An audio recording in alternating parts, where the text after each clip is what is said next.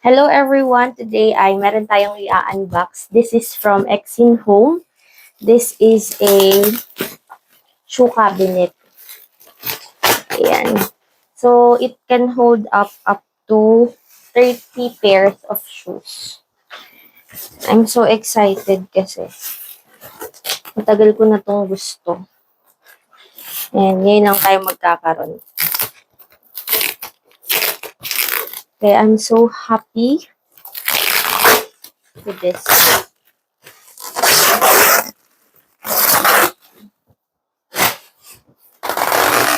Ang bigat pala nito. So, kapag gusto nyo rin nito, after nyo makita, mamaya kapag nabuo na natin, ilalagay ko lang dyan sa yellow basket yung link. Kaya, check out kayo if magustuhan nyo siya. So, buksan natin siya. Medyo matagal-tagal yung video natin na to kasi.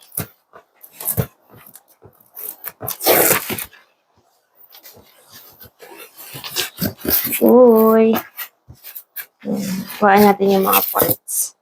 Siyempre, meron tayong mga styro. Kaya secure na secure siya.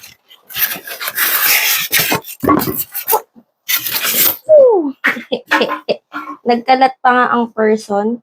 So, kung makikita nyo, ganyan siya kadami yung mga parts niya. Ayan. So, isa-isahin natin tanggalin. So, ito mga haba. Ayan. So, lagay lang muna natin siya dito sa lapag. Pero sandal ko siya dito. Ayan. Dami. Dami niyang parts.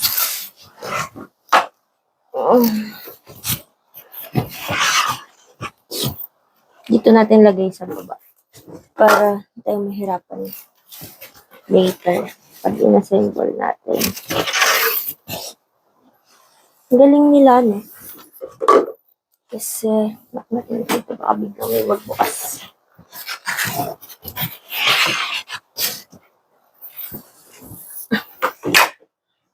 Actually, wala pa akong balak na i-assemble to. Pero dahil excited na si nanay, go. Kanina pag-gising ko, sabi niya, hindi ka pa ba kakain? Sabi ko, hindi pa. Ba't di mo ayusin yung lagay ng sapatos? Bala ko kasi, pagsabayin na, kasi meron pa tayong darating na cabinet. So, wardrobe siya, tapos meron siyang table.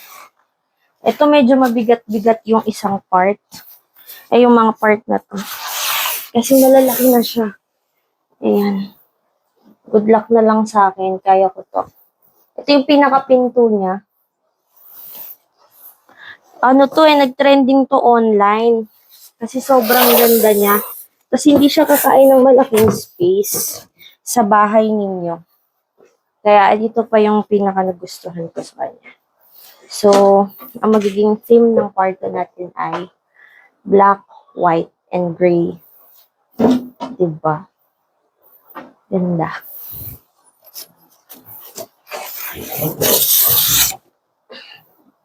Tatanggalin na natin yung yung table na yun, yung malaking table. Sobrang haba kasi. Ang laki ng kinakain space dito sa kwarto. Kaya, tanggalin natin siya. So, itataob ko siya kasi meron tayong hindi makukuhang gamit kasi ang layo. Baka may mabasag. May kasama rin siyang screw. Galing. Ayan o. May kasama din siyang screw. Bakit ayaw niyong umusod? Kasi may styro. Good luck na lang sa akin mamaya sa paglilinis. Dahil ang dami nating kalat. Okay. Sabagay, kahit naman di tayo nagkakalit, marami talagang kalat dito. Ayun. So, plastic pala ang kanyang mga ano. So, lagay natin dito lahat ng styro. And then, meron siya, hindi naman tayo mahirapan mag-assemble kasi meron siya ditong guide. Installation diagram of flip bucket shoe cabinet. Ayan. So, ganito siya pagkatapos natin i-assemble. Ay, ganda. Excited na ako. Wait lang ha. Umuulan pero mainit. Medyo marimar.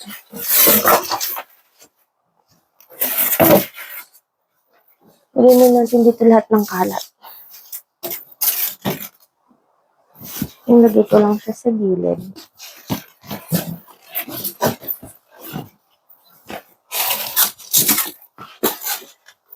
Shoot natin dito lahat ng styro.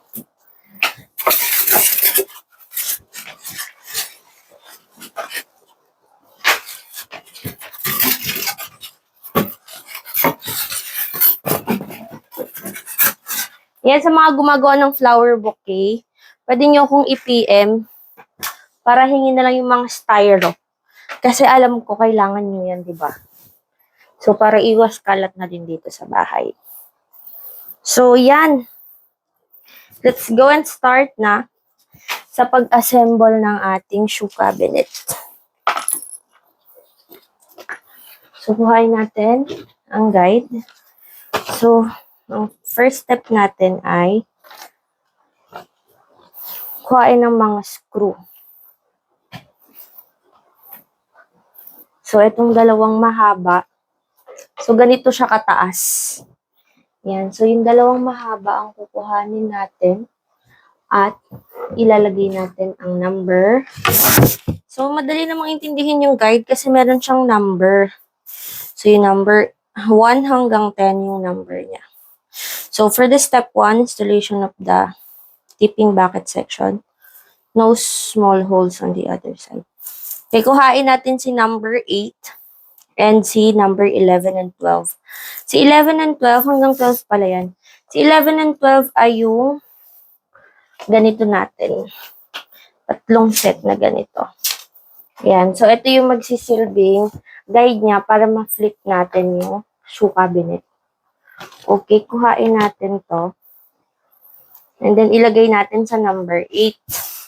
So, hanapin natin si number 8. Si number 8 ay yung mahaba. So, ganito. Ito ba? Si number 8.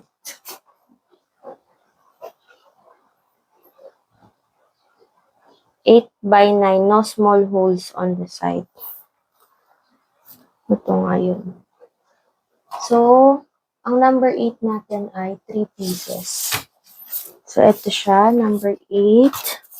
1, 2, and 3. So, ito yung number 3 natin. Ay, number 8. So, ang gagawin natin kay number 8, kuhain natin siya and kuhain natin si number 8 and yung 11 and 12 natin, ilalagay natin. So, paano yan? So, ito naka-pair-pair na siya. Naka-by-pair. Okay, pag ganito siya. Ganyan.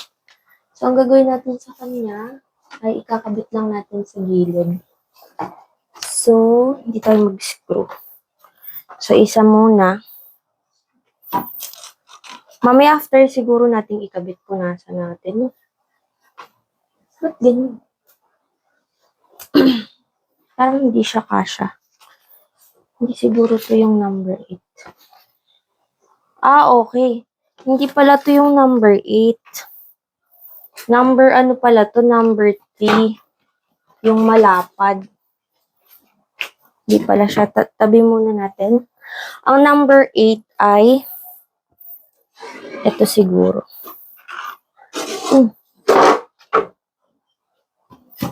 Ano number to? Ano ba yung 6 pieces?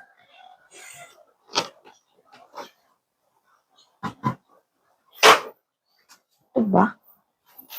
Cute na, nakakalito. Ah, so number 9 yung 6 peraso. Ito. So, yung walang hole ang hahanapin natin. Yung walang hole dito. So, meron akong nakuhang isa. Ito pala si number 8. Ba't kulang? Parang kulang siya.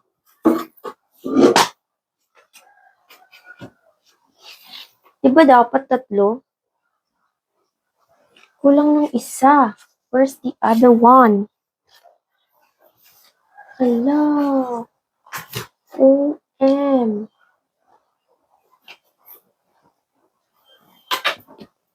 So may number pala siya dito sa gilid. Hindi pala tayo kailangan magpahirap. Ito pala yung number 8. Yung number. Ayun, ito nagtago pala siya. Ikaw ha, ba't ka naman nagtatago? Yan, medyo maalikabok. Siguro ang gagawin ko para hindi ako mahirapan, bago ko siya i-assemble, punasan ko na siya agad.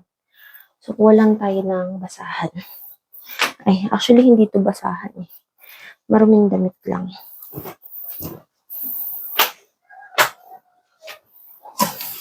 Punasan muna natin para mamaya. Pagkakabit natin, malinis na siya.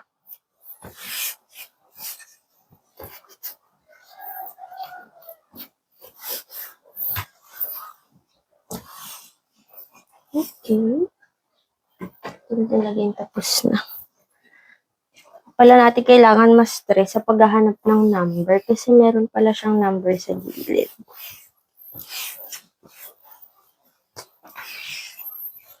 Puno siya ng styro.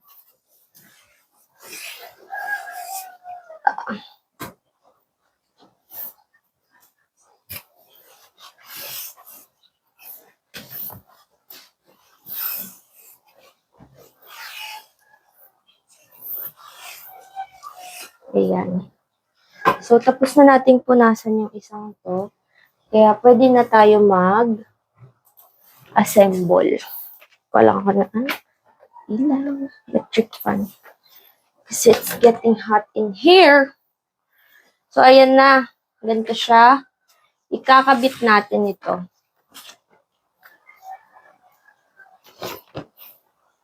Ito kasi yung pinakalagayan ng sapatos. So, ang gagawin natin ay isasalpak natin siya. Okay. Pagkasalpak natin ay so, dapat ito ang nasa loob. Yung may color. Ayan, ganyan siya. Tapos, ilalagay natin si number. Sino ilalagay? Si number 10. Si number 10. Nasaan si number 10? Ito, si number 10. Yung sobrang lalapad. So, ang gawin ko pala muna, punasan ko si number 10. Wait lang. Kasi magkasabay silang ikakabit eh.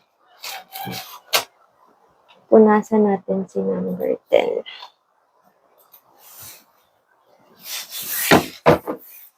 Ito naman kasi yung pinaka-door niya. Ito yung pinaka-door. So, ito ang magsisilbing sandalan ng shoes. Okay, so ganito siya. Ayos na natin ito.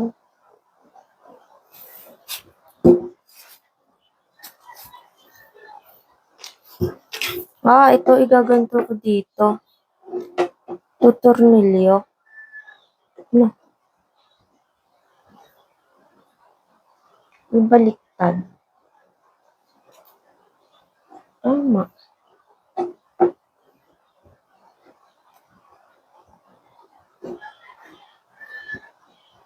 So pag ganito.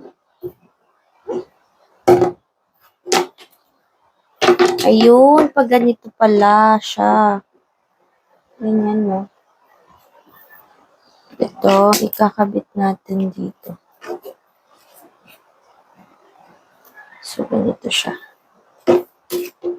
Medyo struggle to, Ayun, nadali ng person. Yan, gets na natin siya. So, ang gagawin natin ay tatapat natin dito. Ayun, siya.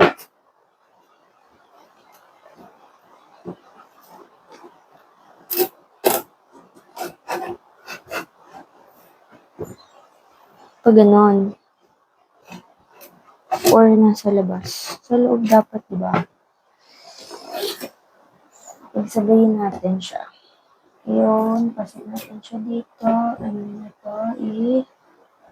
Tutornilyo natin. So, pagtatapatin na natin. So, ganyan siya. Tama ba? Opo, tama.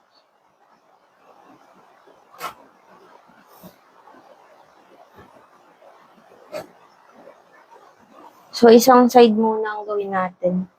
OMG, kailangan kong kuhanin ang tornilyo. So, yan ito. Yung tornilyo, magkakamukha lang din tornilyo.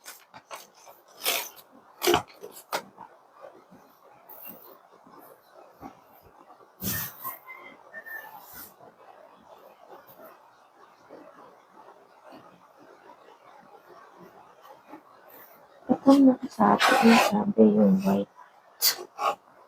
Ang nandito. Okay, white nga. Tama pala pag ganito. Yung white, kasi yun yung makikita.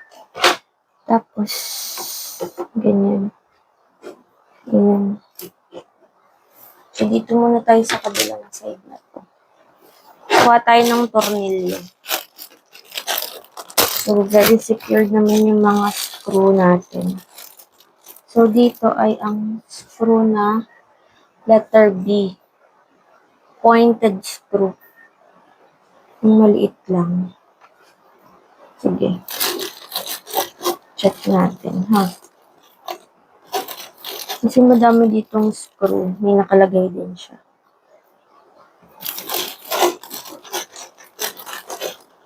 Merong screw na mas mahaba, di ba? May screw ba na mas maliit?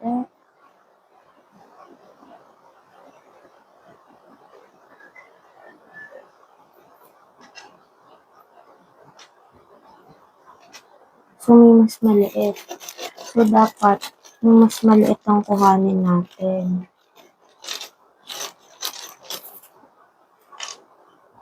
Ganito dapat. So, pagsama-samahin ko muna to. Medyo matatagalan pala tayo dito, ha? Magpo-post muna ako. Wait lang. Kasi kakain tayo ng malaking memory. So, ang gagawin natin, mag-hyperlapse muna tayo.